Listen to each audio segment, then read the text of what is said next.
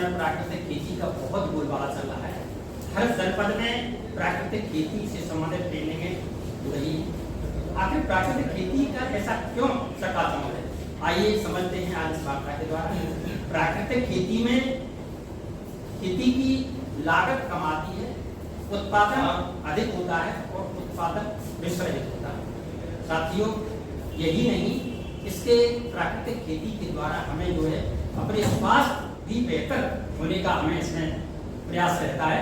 तो आइए आज हम इस वीडियो के द्वारा मैं आपको प्राकृतिक खेती की हमें आवश्यकता क्यों पड़ी, प्राकृतिक खेती क्या है, प्राकृतिक खेती कैसे करें, प्राकृतिक खेती में क्या करें और क्या नहीं करें, और वास्तव में हमें प्राकृतिक खेती करनी चाहिए अथवा नहीं करनी चाहिए, इन सारे बिंदुओं को मैं आज अपने इस वीडियो के द्वारा आपके सामने प्रस्तुत करूंगा। आपका स्वागत है हमारे YouTube चैनल कृषि दर्पण में। मैं डॉक्टर राधेश्याम सिंह, भूतपूर्व उप पर्यवेक्षक कृषि विभाग उत्तर प्रदेश। साथियों, सबसे पहले बात कर लेते हैं कि आखिर प्राकृतिक खेती की आवश्यकता क्यों पड़ी। मित्रों, वर्तमान में जो खेती हम कर रहे हैं उस वर्तमान की खेती से किसानों की लागत अधिक है, उनकी मुनाफा कम आ रही है। हमारी मिट्टी जो एक जीवित पिंड है, इसके जीवाणु नष्ट हो गए हैं। ये प्राय धीरे धीरे अपनी उपजाऊ शक्ति कम होती जा रही है। इसमें कठोर परत बन गई है। इसमें जो लाभकारी हमारे केंचुए हैं, गिजाई है, चेंटियां हैं, नष्ट होती जा रही है, जो भूमि को मुलायम करती हैं। यही नहीं, हमारी मिट्टी जो है बेजानदार और अनउर्वर होती जा रही है। साथियों, हम बात करते हैं पानी की। पानी हमारा विषैला होता जा रहा है एवं पानी का जो है जल स्तर जो है धीरे धीरे नीचे जा रहा है। मित्रों, हम बात करते हैं स्वास्थ्य की। हाँ, हमारी वायु प्रदूषित, हमारा पानी प्रदूषित, खान पान प्रदूषित, ये सब प्रदूषित होने से हम जो खा रहे हैं, पी रहे हैं, हमारे भोजन में दाल है, चावल है, दूध है, फल है, सब्जी है, सारी कुछ विषैली होती जा रही है। इसका परिणाम हम जो इसको खा पी करके जो है नित्य नई बीमारियों के शिकार होते जा रहे हैं। हमारी इम्यूनिटी पावर जो है वो कम होती जा रही है और नतीजा ये हो रहा है कि हमारे यानी किसान की कमाई का ज्यादातर हिस्सा जो है हॉस्पिटल और दवाओं में ही खर्च हो रहा है। साथियों, इन सब मजबूरियों को देखते हुए सरकार को प्राकृतिक खेती के बारे में सोचना पड़ा है। तो ये आपके जहन में आ गई हो प्राकृतिक खेती की आवश्यकता क्यों है। ये सारी चीजों को यानी हमें अपनी मिट्टी की स्वास्थ्य को सुधारना है, हमें अपने स्वास्थ्य को सुधारना है, हमें खेती लाभकारी करनी है। इन सारे मुद्दों को ध्यान में रखते हुए प्राकृतिक खेती की जरूरत पड़ी। अब बात आती है कि आखिर प्राकृतिक खेती क्या है। मैं समझता हूँ ज्यादातर लोग जैसे भूपेंद्र जी उसको अच्छी तरह जानते हैं, डॉक्टर हमारे दिनेश अग्रवाल साहब भी जानते हैं प्राकृतिक खेती क्या है। इसमें अनेकों वैज्ञानिकों के द्वारा प्राकृतिक खेती की परिभाषा अलग अलग रूप में दी गई। प्राकृतिक खेती के प्रणेता डॉक्टर सुभाष पालेकर साहब, उनके अनुसार प्राकृतिक खेती क्या है कि एक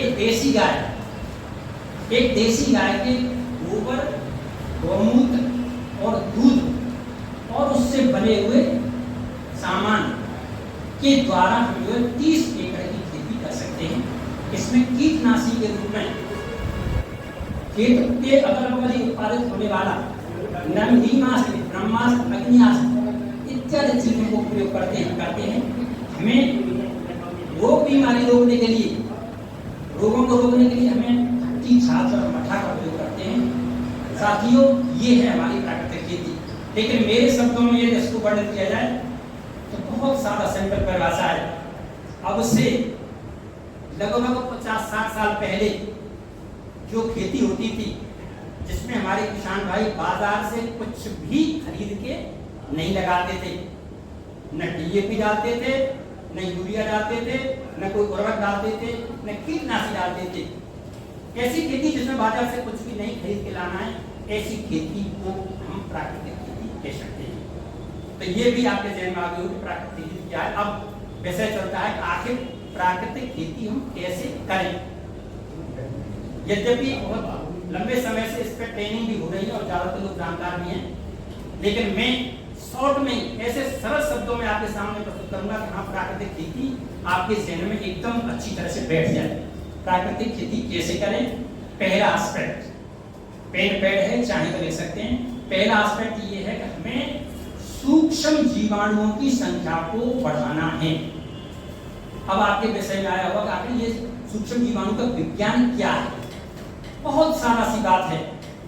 जितने भी हमारे पृथ्वी पर भूलोक में जितने भी मतलब आंखों से देखने वाले, चाहे जलचर है, थलचर है, नभचर है, अर्थात प्राणी हैं, वनस्पतियां हैं, कीड़े मकोड़े हैं, उस पक्षी हैं, जितने भी हम नंगी आंखों से देख रहे हैं, ये कितने हैं?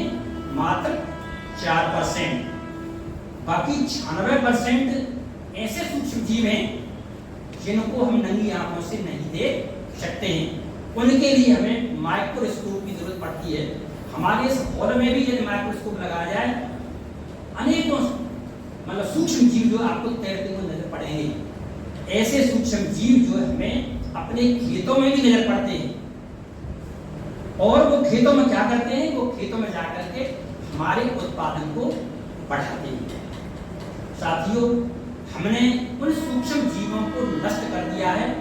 इसी वजह से हमारी खेती जो है लगभग चौपट होती जा रही है और तमाम तरह के हमें उपाय कीटनाशक रोगों का प्रयोग करना पड़ रहा है। हमने उनको नष्ट कैसे किया? पहली बात, हमने अनाधुंध कीटनाशकों का प्रयोग किया। दूसरा, हमने अनाधुंध उर्वरकों का प्रयोग किया। कीटनाशकों प्रयोग करने से जहर से मतलब हमने हानिकारक मारे, लेकिन जो भी लाभकारी सूक्ष्म जीवाणु हैं वो प्राय नष्ट हो गए। हमने उर्वरकों का प्रयोग करने से हम जो भी गैस उर्वरकों के रूप में निकली उन्होंने बेनिफिशियल को मार दिया। तो साथियों, हमने उर्वरकों से मारा। इससे और कारण क्या है कि देखिए, सूक्ष्म जीवों को रहने के लिए भोग मिट्टी चाहिए, लेकिन हमने हेवी मशीनरी, भाई एक ट्रैक्टर में मोटा मोटी सी लगभग 30 से 40 कुंटल वजन होता है। जब वो खेत में हमारा किसी प्रश्न के लिए चलता है तो वो मिट्टी को कॉम्पैक्ट कर देता है, दबा देता है। दबाने के बाद जब वो दब गया तो ये तो सूक्ष्म जीव भी नष्ट हो गए।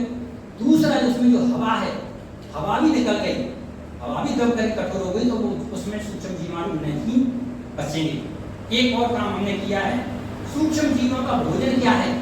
कार्बनिक पदार्थ, यानी गोबर की खाद, हरी खाद, कंपोस्ट खाद, पेड़ पौधे पत्तियां, ये भी जो है धीरे धीरे हमारी मिट्टी में नगण्य होती जा रही है। इस वजह से साथियों, हमने अपने मिट्टी के माइक्रोवेव्स को, सूक्ष्म जीवाणु को नष्ट कर दिया है। अब प्राकृतिक खेती में हमें क्या करना है? प्राकृतिक खेती में हमें जो है उन सूक्ष्म जीवाणुओं को पुनः स्थापित करना है। कैसे करना है? इसके लिए हमें जो है डॉक्टर पालेकर साहब का सिद्धांत है कि देसी गाय का प्रयोग करना है। देसी गाय आखिर क्यों? देसी गाय के 1 ग्राम गोबर में 300 से 500 करोड़ सूक्ष्म बैक्टीरिया, माइक्रोवेव्स होते हैं, जबकि अन्य भैंस और जर्सी की 1 ग्राम में मात्र 70 लाख होते हैं। इन सूक्ष्म जीवाणुओं को हम जीवामृत, घनजीवामृत, डॉक्टर भूपेश साहब आप जानते हैं, आप अच्छी तरह बताते रहते हैं किसानों को जीवामृत कैसे बनता है और घनजीवामृत कैसे बनता है, अमूमन बताते रहते हैं। और मैं भी चूंकि इस चैप्टर में बताऊंगा तो लंबा हो जाएगा, मैं भी इसको डिटेल करके बताऊंगा। तो जीवामृत, घनजीवामृत के द्वारा हमें उन सूक्ष्म बैक्टीरियाओं को अपनी मिट्टी में पहुंचाना है। ये सिद्धांत है कि ये इतनी भारी संख्या में जीवाणु हमारे जमीन में पहुंचने के बाद ये हर 20 घंटे पे दूर हो जाते हैं। अब आप लगाइए कि जब आपने इतने सूक्ष्म जीवाणु जमीन में डाले और वो दूर होते गए तो कुछ समय बाद कितने अपार संख्या में हो जाएंगे। तो यही मतलब मिट्टी के उर्वरकों का काम करते हैं, यही हमारे पौधे को पोषण देते हैं। तो साथियों, पहला काम हमारा सूक्ष्म जीवाणुओं को बढ़ाना है। दूसरा काम, हमें बीजामृत की जरूरत पड़ती है। बीजामृत में क्या होता है? बीजामृत में देसी गाय का गोबर, गौमूत्र, चूना और मिट्टी, इसको जो है अमूमन हमारे अग्रवाल साहब अमूमन बताते रहते हैं, आप अच्छी तरह जानते नहीं है। और यदि नहीं भी जानते तो मैं भी इसको अगले चैप्टर में जरूर बताऊंगा। बीजामृत आखिर हम क्यों प्रयोग करते हैं? बीजामृत का मतलब यह है कि हमें में किसी भी फसल की बुआई से पहले बीज को शोधन करते हैं। बीज का शोधन करने से बीज जनित बीमारियां नहीं लगती हैं, बीजों की डोरमेंसी समाप्त हो जाती है। यही नहीं, बीज जमीन में सड़ते नहीं है और उसका अंकुरण अच्छा निकलता है। दो बात क्लियर हो गई होगी। पहला मैंने बताया सूक्ष्म जीवाणु बढ़ाना है, दूसरा कहा कि वो सूक्ष्म जीवाणु कैसे बढ़ेंगे ये आपने समझ लिया। दूसरा बताया मैंने बीजामृत का प्रयोग करना है। तीसरा सिद्धांत साथियों आच्छादन। इस प्राकृतिक खेती का तीसरा सिद्धांत है आच्छादन। आच्छादन क्या है? आच्छादन को बड़ा समझना है। एक्चुअली जब हम अपनी फसल को बोने के बाद 4-5 इंची की हो जाए, उस 4-5 इंची की फसल में जो खाली जगह है, उस खाली जगह को जो है हम किसी तरह से मतलब ढकते हैं। कैसे ढकते हैं? जैसे गेहूं का भूसा, जौ का भूसा, सरसों की तूरी, ढेंचा का तूरी या मतलब उसका भरमासा, या फिर आपका धान का पुआल, सूखी घास, जो भी वेस्ट मटेरियल है उससे हम इसको ढकते हैं। आखिर ऐसा क्यों? ऐसा करने से साथियों जो है अनेकों फायदे। पहला फायदा क्या है कि हमारे इस ढकने से खेत में खरपतवार नहीं उगते हैं। दूसरा, जब जगह गिर गई तो खरपतवार कहाँ होंगे? दूसरा फायदा ये है कि हमारी जब जमीन ढक गई तो पानी का जो है कम से कम सिंचाई की आवश्यकता पड़ती है, चूंकि जो है पानी का जो है रुकाव रहता है। मतलब तीसरा काम ये जो है बिछाने से, आच्छादन बिछाने से हमारी मिट्टी को जो है ये कंबल का काम करती है। कंबल का मतलब क्या होता है कि ये कड़ाके की सर्दी में फसल को सुरक्षा देती है, तेज धूप में भी सुरक्षा देती है। ये जो है अगला काम बिछाने से यानी आच्छादन करने से अगला काम हमारा ये है कि इसमें सूक्ष्म जीवाणु जैसे केंचुए, चींटी, बिजाई, इनकी संख्या में काफी बढ़ोतरी होती है। यही नहीं साथियों, इसके बिछाने से जब ये नमी पाती है, सर्दी गलती है, तो ये खाद भी बनाती है। तो ये आच्छादन जो है प्राकृतिक खेती बहुत ही वैल्यू करता है। आपकी समझ में आ रहा है या नहीं? कुछ खाना नहीं कर रहे हैं, पेट वाला क्लास कैसी लग रही है? चलिए अगला विषय क्या है कि इसमें आच्छादन के बाद है इंटरक्रॉपिंग या सहफसली खेती। सहफसली खेती और इंटरक्रॉपिंग का तात्पर्य ये है कि हमें अपनी फसलों को इस तरह हेरफेर करके बोना है कि इनका कॉम्बिनेशन ऐसा हो कि एक दाल वाली के साथ 2 दाल वाली। ऐसा करने से प्राय जो है हमें इसके एक फसल के पैदा करने से दूसरी को ऑटोमेटिक पोषण मिलता है। उदाहरण के तौर पर कैसी हो सकती है? जैसे अभी हम आने वाले आने सीजन में हम बाजरा करेंगे, बाजरा के साथ में ये उड़द या मूंग कर दें, ज्वार के साथ में उड़द या मूंग कर दें, या रमास कर दें ज्वार के साथ में। यही नहीं, ज्वार और बाजरा के साथ अरहर भी कर सकते हैं। रबी में गेहूं के साथ चना, सरसों के साथ चना। यदि आपकी शरदकालीन गन्ने की फसल है, यानी शरदकालीन गन्ने की फसल कब हो जाती है?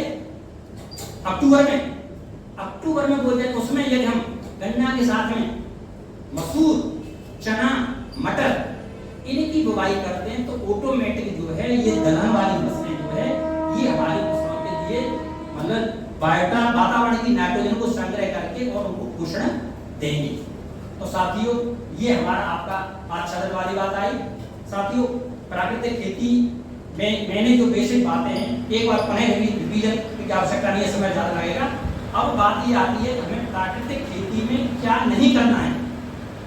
प्राकृतिक खेती में साथियों बड़ी बेसिक सी बात है, हमें बाजार से कुछ भी नहीं लाना है, और दवाई नहीं, उर्वरक नहीं, हाइब्रिड बीज नहीं, आधुनिक तकनीकी और हेवी मशीनरी नहीं, यानी इसमें कुछ खरीदना नहीं है। जो भी है वो सारा जो है अपने खेत पर उत्पादित होने वाला है।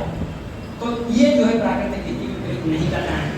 साथियों सारांश के रूप में मुझसे बात की जाए कि प्राकृतिक खेती किसको करनी है, किसको नहीं करनी है, तो मैं अपना नजरिया आपके सामने इस वार्ता के द्वारा प्रस्तुत करना चाहूंगा।